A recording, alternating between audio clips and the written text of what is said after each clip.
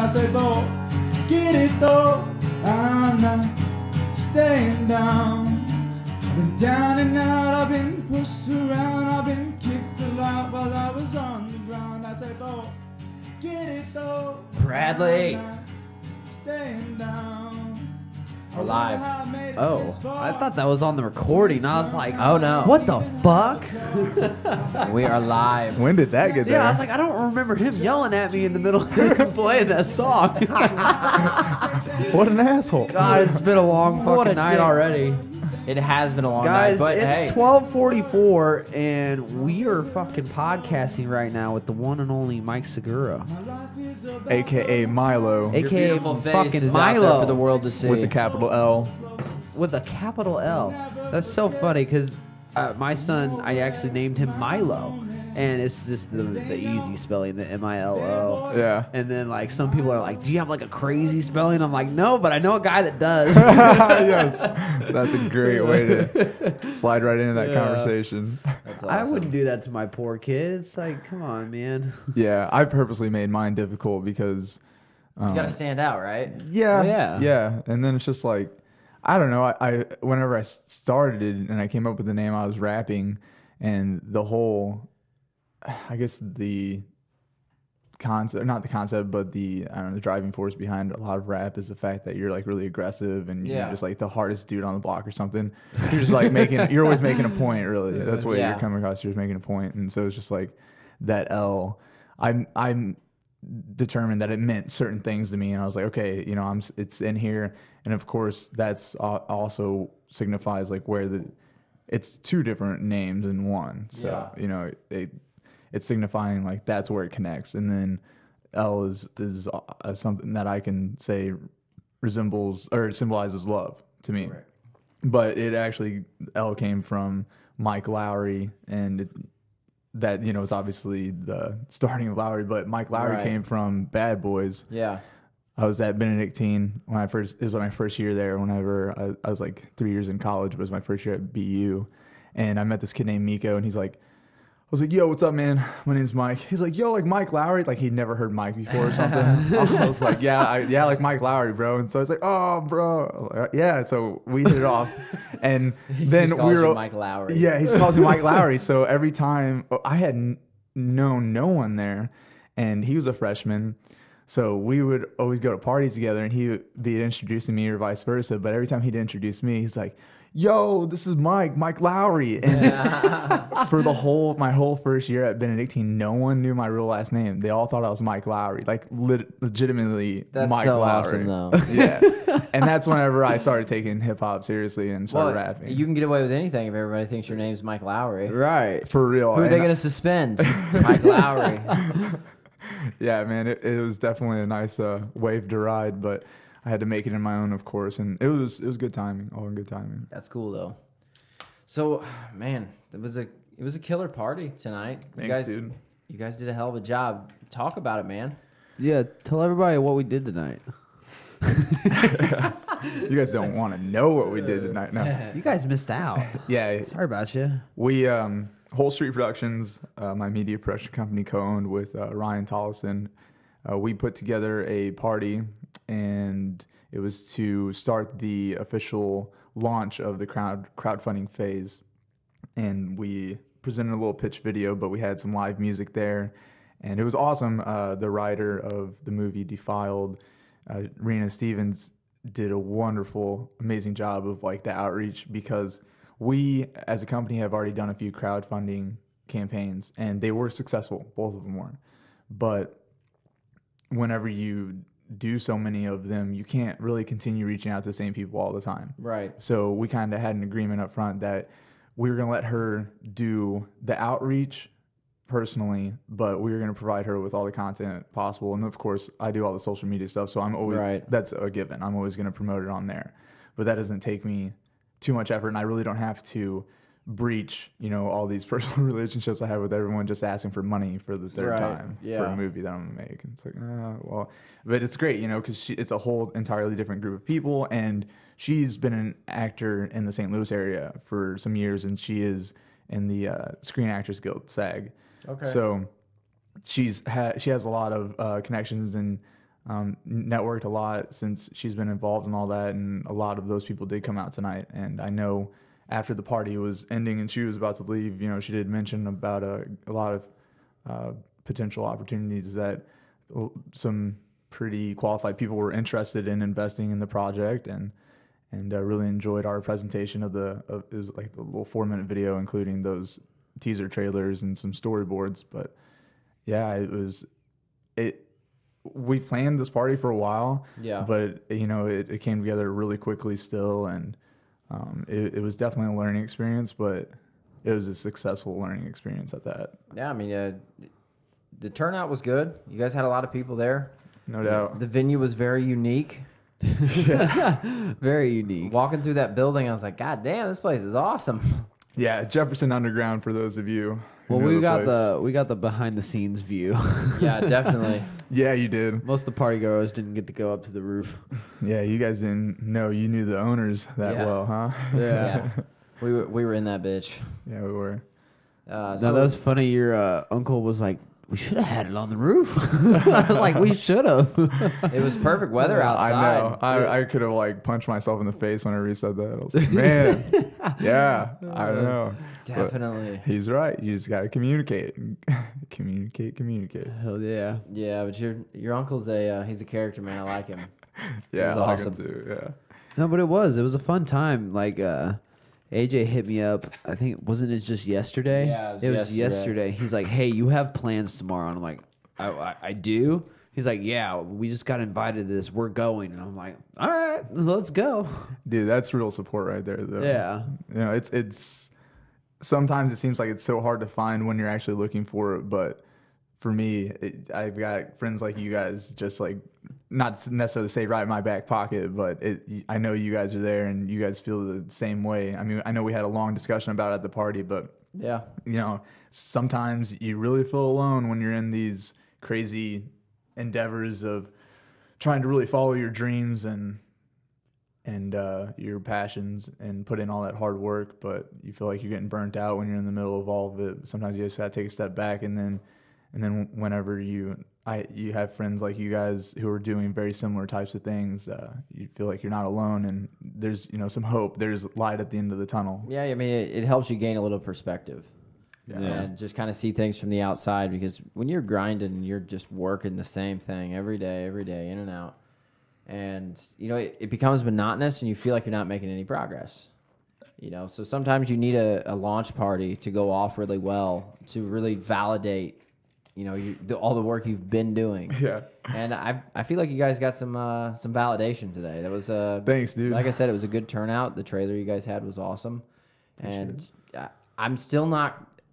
I still don't get what the movie's all about. Yeah, that's great though, because we've still got a lot of time to really, let it unfold. But it's enticing enough that I want to see more. And that's exactly what we're going for, because we're still very early in the production process. I mean, pre-production process. We still don't even. We have a script that's completely finished, but you're always going back and revising it. And but now, fortunately, hopefully, we can get some people who are willing to invest in this and help us start getting that momentum forward, so we can start shooting some stuff. And I think once we really get on set, we're gonna kind of change a few things in the script. But as long as everything's okay before that, I think we're gonna be able to get stuff finished by October, and at least have like a full like teaser trailer for everyone that could tell almost the whole story except the ending, because really I'd like to have everything shot by then. Right. But we still have yet to determine if we're exactly going to shop it out to streaming networks, or if we're going to enter it into film festivals. Okay. So when you enter it into a film festival, they have different restrictions on when you can premiere it, and if you can outside of that, because most of them, they're like, you can't put this on YouTube, you can't show it to anyone, or it's not qualified to enter into the competition or the contest. But what about after the contest? Then could you take it to Netflix and try to get it on that type of a platform? Oh yeah, absolutely. If you get nominated for different things and whatnot, then they usually sometimes it gets you a deal to distribute it or to reproduce it. Because you're getting the recognition inside. Exactly. Yeah, it's inside kind of the like award it's kind of like you process. ever watch a movie and then it says, you know, winner of 5 awards at the Sundance Film Festival, for Yeah. example. You know, Yeah. it's kind Yeah. of like that. Yeah, You some know, of those. I feel like if you won 5 awards there, it's just gonna open up like a bunch of doors. Like that's a good. Oh yeah, that's where you make it, man. At Right. those film festivals, you know. So So if you had to describe very shortly Mm-hmm.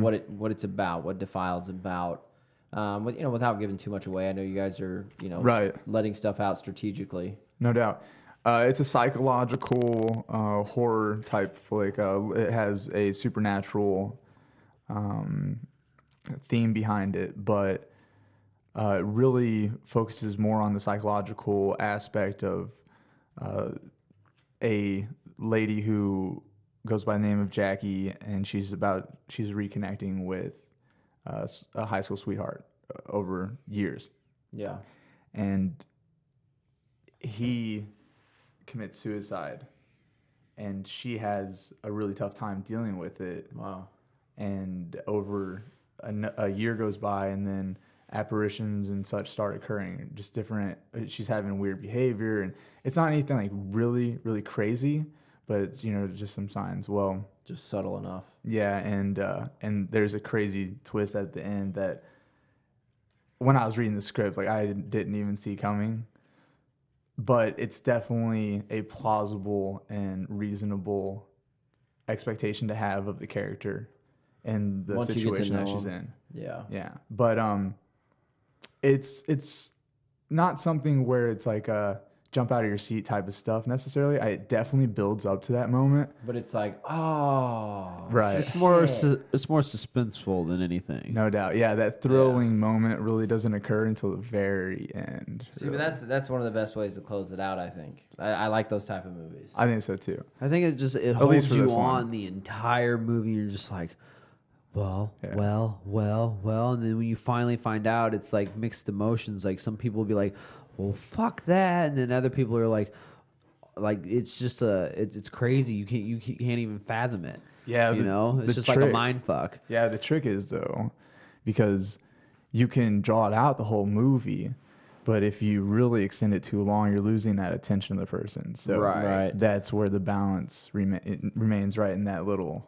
nook. Yeah, I think it's like 3/4 of the way through you reveal, and then you got the last fourth to kind of explain everything. And it's a crash. It's like a crash course ending the way it happens. Like you're just Yeah. like, you've been waiting for it, but you're still like waiting for it to happen. And it's just like, oh shit, it just happened. It just Right. happened. Like, Or there's like What? you said, there's You're clues shocked. that kind of show you like, oh shit, there it is. It makes sense now. And then there's like half the crowd. They're like, what the fuck's still going on? And there's like the people like, I know it.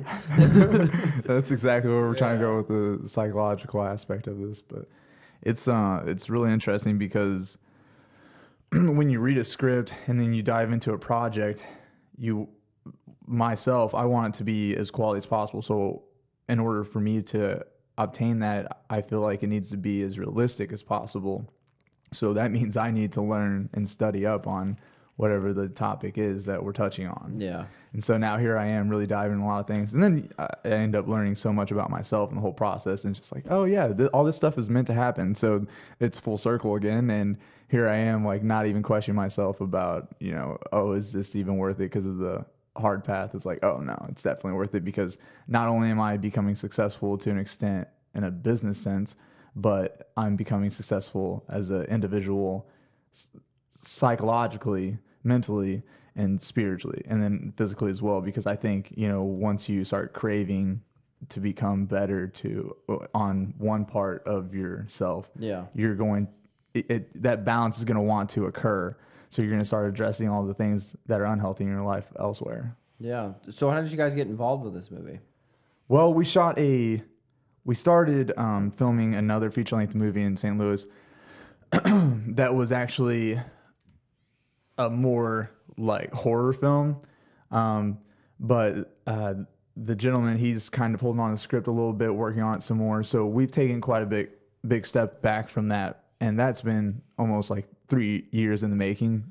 But we had brought Rena on as an actor when we were shooting the trailer to this was a gentleman who we actually did our first crowdfunding campaign with. So it was a huge learning experience. But that's when we met Rena. So it's really cool now though that we're producing her movie, and we started out on a project that we didn't necessarily get to finish, and it was our first big project like that where we were taking full control of it. So now we kind of get to come back and take those lessons that we learned then and apply them to this and say, okay, you know, this is actually how we're going to do it. And this is, I think, how it's going to work out much better. And, you know, everyone can have their 2 cents, but, you know, nothing's being micromanaged, and we all get to do our jobs, and it'll come together one way or another. But I'm definitely looking forward to it. It's going to be a long road, but it'll be worth it when it all comes.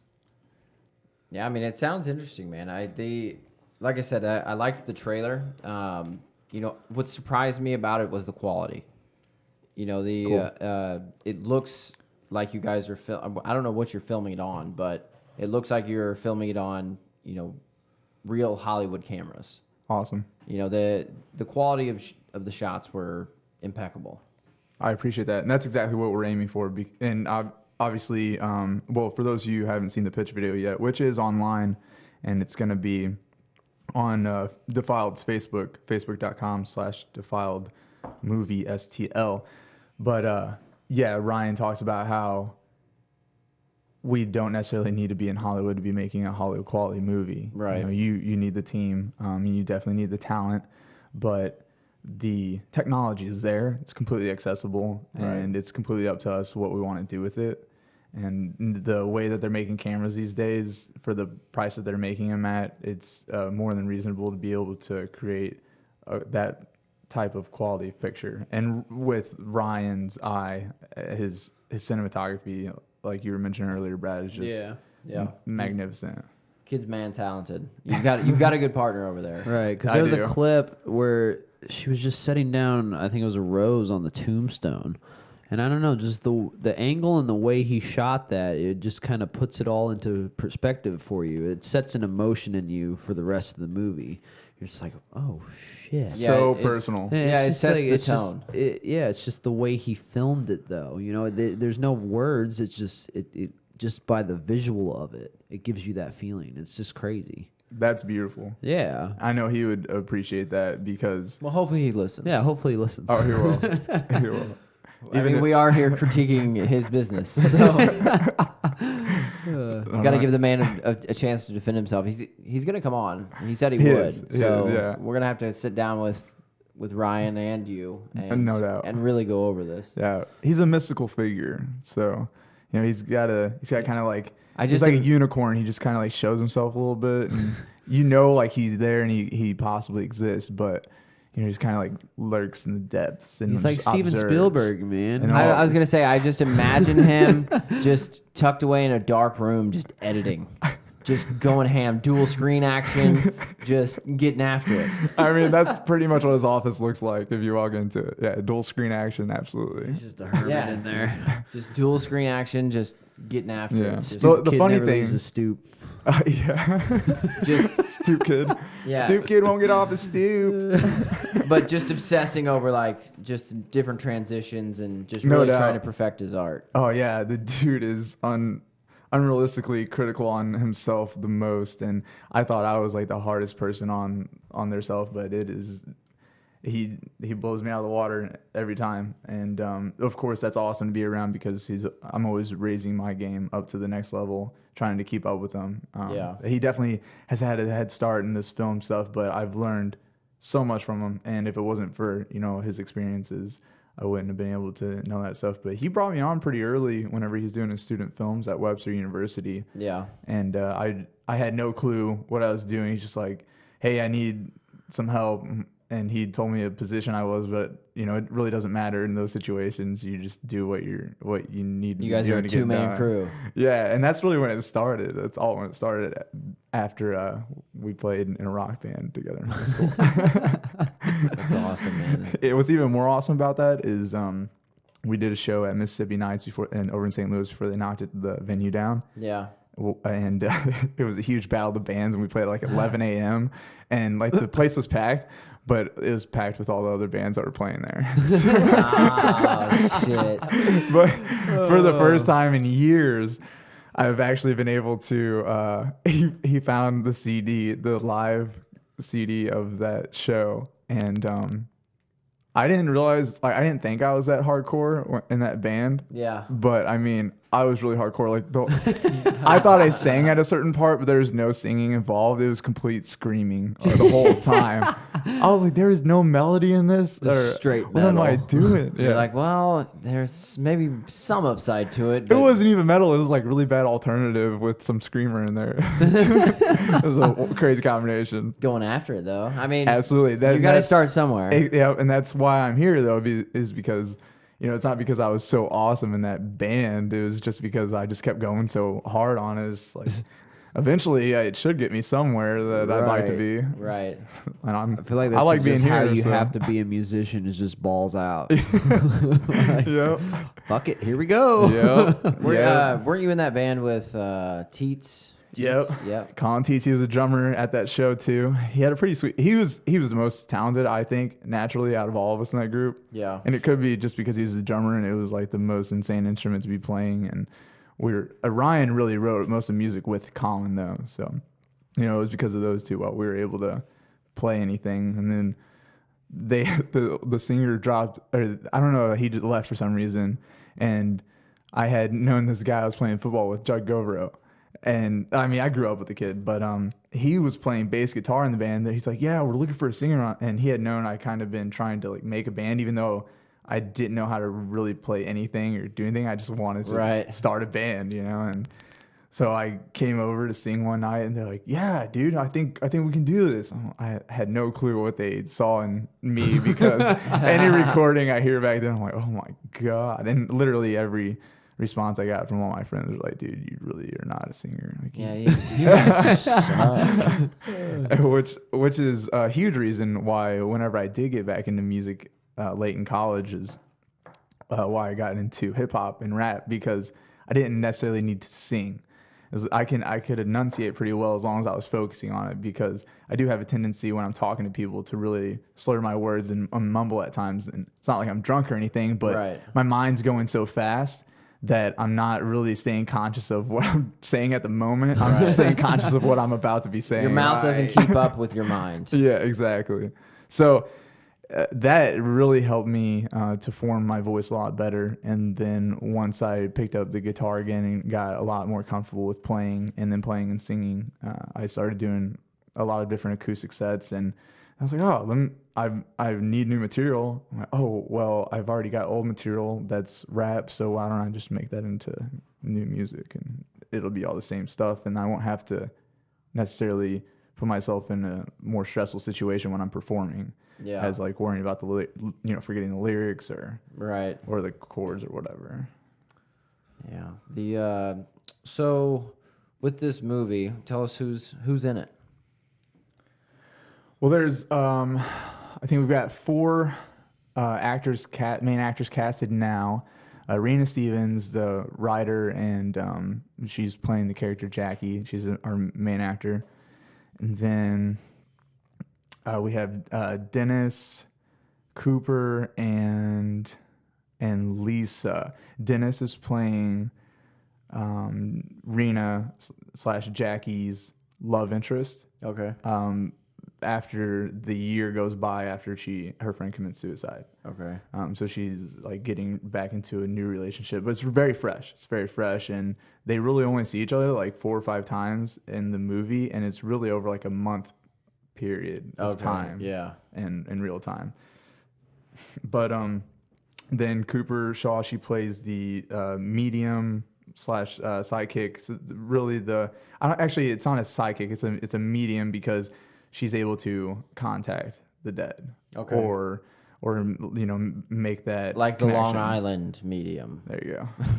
Yeah. Even though Except this one's a little bit darker. Yeah. And this one doesn't have its own full of TV show. shit. Exactly. I would say less cheesy and more realistic, hopefully, even though it's a movie and not like a reality show, quote unquote. Right.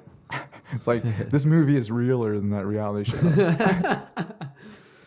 But really is the new any reality show. TV show actually real? I think everything's No, scripted these absolutely days. not. Yeah, everything's scripted. It's just so badly scripted that it's funny sometimes. Reality TV has to compete with all this other stuff that's grabbing everyone's attention. YouTube, Twitter, now Pokemon Go. And it's like, how do you compete with that? You script just really ridiculous things to happen, and then you let them go on for a little candid moment. You let the cast take it for improvisation, Right. and then you just capture it and let it all happen. Let the chaos.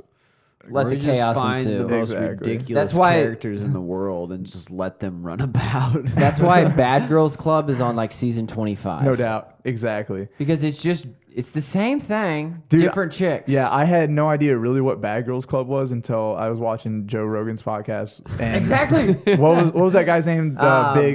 Big J. Okerson. Yeah, Big J. Okerson. And he was explaining what Bad Girls Club was. Yeah. And I was like, I knew like it existed, but I had no idea like really what it was about because I just really never cared to waste my time. So awesome that we got watching that reference from the same place. Yeah, it is great. It is great. And I'm Dude, so I happy remember saw my that sister episode. used to watch that all the time, and I'd come in there and I'd be like, "What the fuck are you watching right now?" Like, there's just like white and black bitches just beating up on each other that are really And then they drunk go all the out. fucking time, and then they go out and be sluts. Yeah. And then- Exactly. And then one's not in the limo, and the other one's in the other car, and they're just talking shit, and they're cutting back and forth to them One's just still talking sucking shit the about guy's each other. dick in the bathroom, like. And then one's getting arrested. Is your sister a pretty like crazy child or is she pretty chill?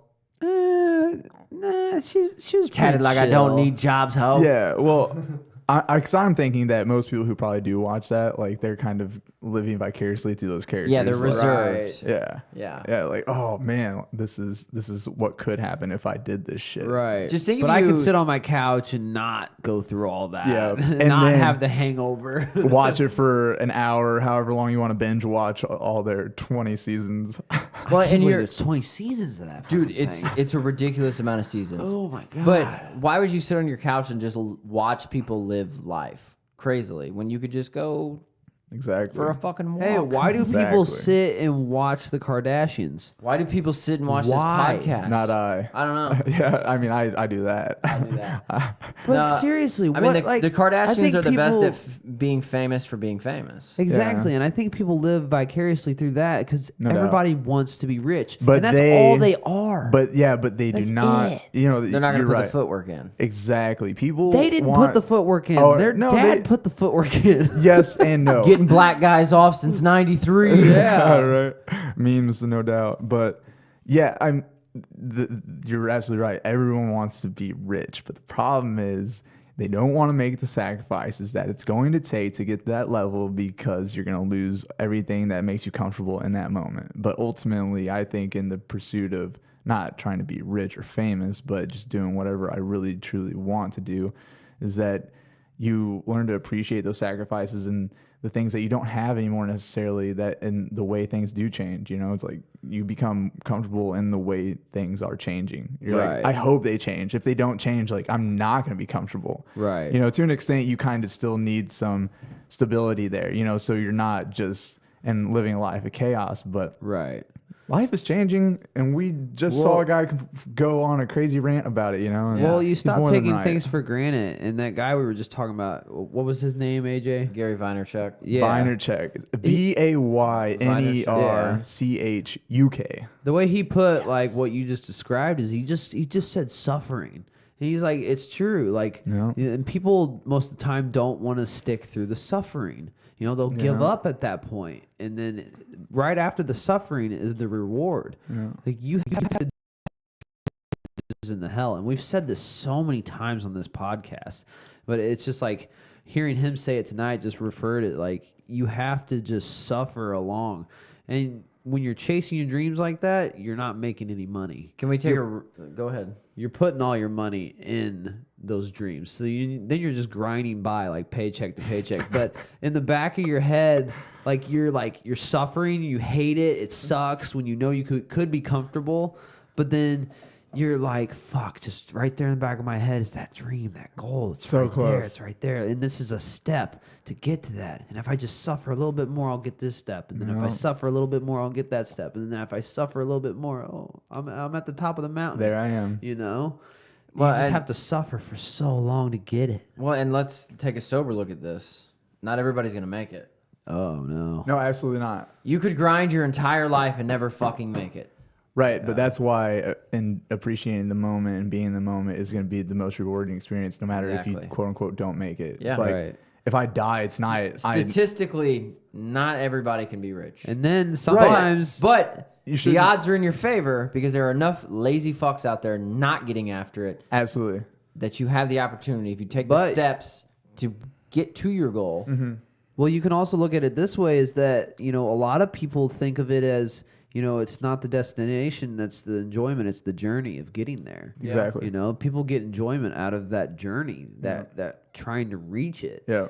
Maybe that's why people don't make it, is because they get comfortable in the journey and they just keep going. I mean, maybe they just keep going enough to where they just don't No, make it I because they just agree. like being on that I on that completely road. agree. There's so many guys that I see whenever I'm playing open mics, and I, of course, whenever I started realizing my dream for the arts and performing and media production, you kind of make that association with being rich and famous with all that kind of stuff, because that's where that celebrity status is. Yeah. But then I started thinking, like, why, so what happened to this person that they didn't make it? And then I really got into it and started realizing, like, oh, it's not that. I mean, they did make it. They're making it right now where they're at because they're loving every second of what they're doing. And this is like, they know that they're doing their part to play at an open mic or whatever they're doing and play it with all their ability, knowing that they could possibly or influence or inspire someone else, or just that they're going to be happy and go home at the end of the day and be able to say to themselves, like, I did everything I wanted to do today. Yeah. Well, and success is objective, right? Yeah. It's all about your Absolutely. perspective. So what is success to you might not be success to me, which might not be success to Brad, right? And I think it's vital. I think a lot of people go around and try and project what they think people are gonna like. Absolutely.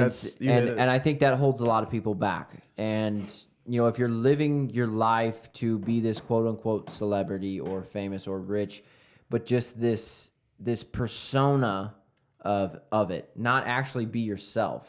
You're putting on for the outside.